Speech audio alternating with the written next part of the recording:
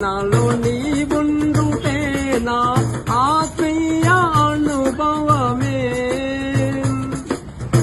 పరిశుద్ధాత్ముని అభిషేకముతోని పరిపూర్ణత చెందిగా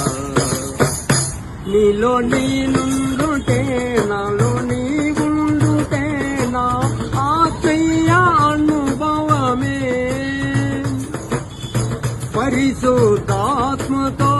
అభిషేకముతోని పరిపూర్ణత చెందిగా ఆహా నా ధన్యత ఓహో నా భాగ్యము